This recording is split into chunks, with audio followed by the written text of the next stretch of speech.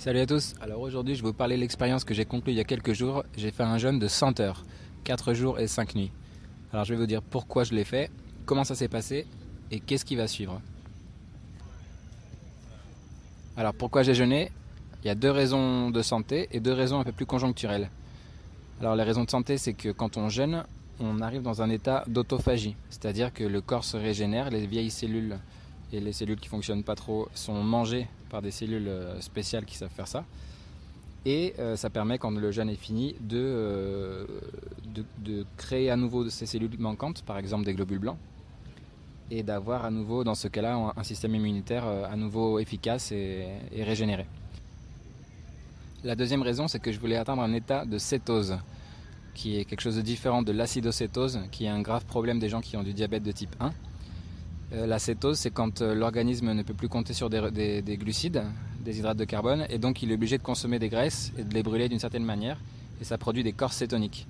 Il y en a 3. Et ces corps cétoniques, ils ont un effet positif sur le corps. Ils sont anti-inflammatoires, ils sont plus efficients dans la consommation d'oxygène, donc ça veut dire que le corps est plus efficace en fait en consommant ce combustible-là. Et puis voilà, donc ça fait les deux raisons de santé principales, l'autophagie et l'état de cétose. Et les deux raisons un peu plus conjoncturelles, c'est que j'avais déjà beaucoup dépensé d'argent pendant les premiers jours de la semaine et je voulais pas dépasser mon budget, je voulais pas aller au distributeur pour retirer de l'argent. Et donc je me suis dit, bon, les 3-4 jours qui restent de la semaine, je vais pas manger, ça va m'économiser. En plus, comme la nourriture était assez chère, ça va m'économiser pas mal d'argent et comme ça je pourrais me faire un massage et je pourrais louer une moto un jour et voir un peu toute l'île. Et ça s'est passé parfaitement comme ça. Et la dernière petite raison, c'est que j'avais déjà un peu en tête l'idée de partir dans le nord du pays, où je suis aujourd'hui, et de trouver un temple ou faire une retraite de quelques jours. Et j'ai pensé que faire ce jeûne, ce serait une bonne préparation à une retraite de méditation pendant quelques jours. Alors comment ça s'est passé cette expérience?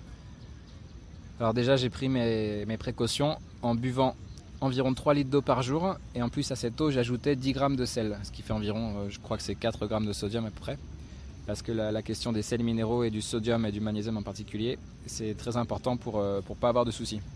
Parce que quand le taux de glucose baisse dans le sang, l'insuline baisse aussi, et en fait l'insuline, comme je vous avais dit une fois je crois, l'insuline elle retient beaucoup de sel, et donc quand on a moins d'insuline, on va beaucoup plus aux toilettes, et on perd beaucoup d'eau et de sel, donc il faut boire beaucoup d'eau salé, ou alors trouver le moyen de manger beaucoup de sel. Donc il y a ça, j'avais en plus un petit traitement avec des huiles essentielles et quelques plantes en gélules, mais ce qui n'est rien de spécial. Comment ça s'est passé le premier jour? Premier jour, bon déjà le dernier repas c'était un vendredi soir, et donc le samedi j'ai marché beaucoup en fait, j'ai marché sur la plage, une dizaine de kilomètres on va dire. Je me suis bien fatigué, j'ai eu un petit peu faim mais pas plus que ça, enfin, c'est pas si inhabituel que ça pour moi de ne pas manger pendant la journée. Je sens que j'ai bien pris sur les réserves de la nourriture de la veille et des réserves de glycogène qui sont les réserves de glucose dans le foie et dans les muscles. Donc voilà, ça s'est bien passé, j'étais pas fatigué spécialement, j'étais en forme. Deuxième jour, je l'ai pris un peu plus tranquillement, j'ai marché 2-3 km, j'ai fait le tour de l'île en moto. Et puis je sens que j'ai encore empiété encore un peu plus sur les réserves de sucre qu'on a dans le sang, comme je vous disais, dans le foie et dans les muscles. Mais j'ai pas eu de gros coups de fatigue. C'était un jour tranquille, pas de souci. Troisième jour, il était un petit peu plus difficile le matin, mais finalement j'ai fait un massage, dont je vous ai parlé. J'ai fait un massage thaï et c'est exactement ce que j'attendais, puisque toutes les zones importantes dans le système lymphatique, au niveau des aisselles, de l'aine, entre les jambes, c'est des zones importantes où la lymphe peut s'accumuler, et il faut stimuler ces zones aussi par la marche et autres, mais aussi des massages ça peut aider pour faire circuler et donc pour évacuer tout ça. Donc ça a été un très bon choix de faire ce massage là. La journée s'est bien passée, j'ai même marché quelques kilomètres le soir quand je suis arrivé après avoir pris un avion. J'ai marché quelques kilomètres pour arriver à mon auberge avec mes sacs, ça s'est bien passé, pas très fatigué, un peu disons un peu lent mais pas fatigué, en bonne forme. Et d'ailleurs le troisième jour j'avais pas faim en fait, j'avais plus très faim. Là où ça a été difficile en fait, c'était le quatrième jour où j'ai un peu moins bu d'eau salée. Et donc vu que l'eau était moins salée, j'ai moins retenu l'eau, donc je me suis un peu déshydraté. Et j'ai eu moins de sel, donc j'ai peut-être eu des effets avec un déséquilibre électrolytique. Donc le 4e jour, ça a été un petit peu plus difficile. J'ai eu des petits effets secondaires. Les odeurs dans la rue de la nourriture me parlaient beaucoup, me faisaient beaucoup d'effets. Je sentais pas du tout mon esprit flou ou fatigué. Par contre, mon corps, comme en plus j'ai marché 10 km, alors là ça a été sûrement la grosse erreur. J'ai beaucoup marché avec mes sacs parce que j'ai dû passer d'un endroit à un autre. Donc j'ai marché une dizaine de kilomètres avec une petite moitié avec 10 kg et l'autre grosse moitié avec 3-4 kg sur le dos. Et comme j'avais plus de réserve dans les muscles, et c'était un petit peu dur justement de compenser avec ce combustible alternatif dont je vous parlais, à partir des graisses. Donc là il y a eu un petit problème de dosage entre l'effort, beaucoup trop important ce jour-là, et peut-être aussi le fait de ne pas avoir fait trop attention à l'eau salée que j'ai pas bu exactement comme il fallait. Et puis la chaleur bien sûr, 30 degrés et soleil. Donc voilà, ça fait partie des petites erreurs, mais c'était pas non plus, c'était très difficile ce jour-là, mais c'était pas non plus insupportable. J'avais pas beaucoup plus faim non plus. Donc voilà les 4 jours. Le 5e jour, j'ai rompu le jeûne au matin, au petit déjeuner, lors du 1er jour de la retraite de méditation. Donc ça s'est bien passé, j'avais un bon appétit, pas de souci particulier.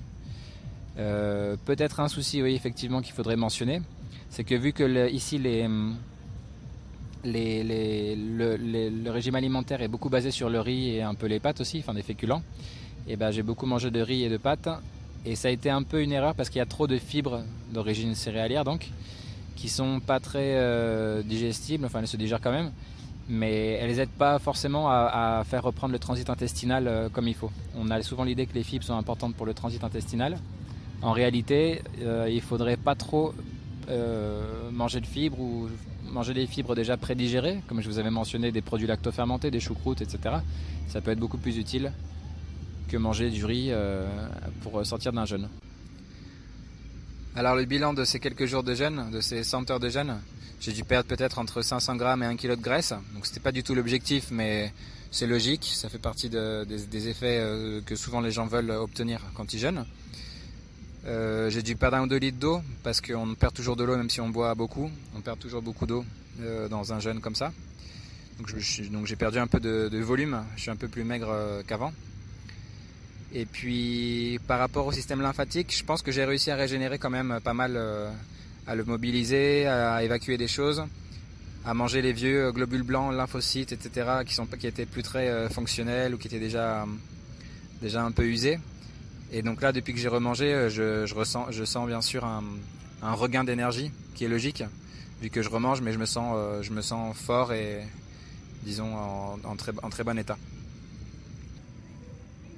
Et puis dernier point sur la transition, après 4 jours et 5 nuits de jeûne, dans le cadre de la retraite de méditation dans ce temple bouddhiste dont je vous ai parlé je crois, et dont je vous parlerai dans une autre vidéo, eh bien on mangeait seulement le matin et le midi, et le reste du temps on jeûnait. Donc ça s'appelle un jeûne intermittent pendant 20 heures par jour, et c'est une très bonne manière de s'alimenter aussi. Donc ça m'a paru intéressant de faire cette transition là, même s'il y avait le petit problème du riz et des pâtes qui favorise pas forcément la reprise de la digestion. Mais voilà, c'était un petit détail, pas non plus trop gênant. La prochaine fois que je jeûnerai plus longtemps. Ce sera sûrement fin mars, que je pense être la meilleure période de l'année pour faire ça. Et puis je jeûnerai donc 6-7 jours, et puis j'enchaînerai avec un régime cétogène, donc qui imite le jeûne en fait. C'est-à-dire que je veux prolonger la cétose le plus possible. Et l'objectif, c'est d'approfondir les effets positifs des corps cétoniques dont je vous parlais, de ce combustible alternatif. Et puis de voir si l'autophagie se prolonge aussi et si le corps se régénère encore plus. Et je ferai encore un petit focus spécial sur les fibres, en essayant de manger peu de fibres, parce que malgré ce qu'on pense, manger beaucoup de fibres, ça aide pas toujours à la digestion ou au transit intestinal. Souvent c'est plus une difficulté qu'autre chose. Donc un jour peut-être que je vous en parlerai aussi de cette question-là, mais voilà. Bon, j'espère que ça vous a intéressé. N'hésitez pas à vous informer beaucoup plus. Si jamais vous avez des soucis de santé, vous pensez faire ça, n'hésitez pas à voir un médecin aussi, peut-être, pourquoi pas. Et puis voilà, à la prochaine. Ciao.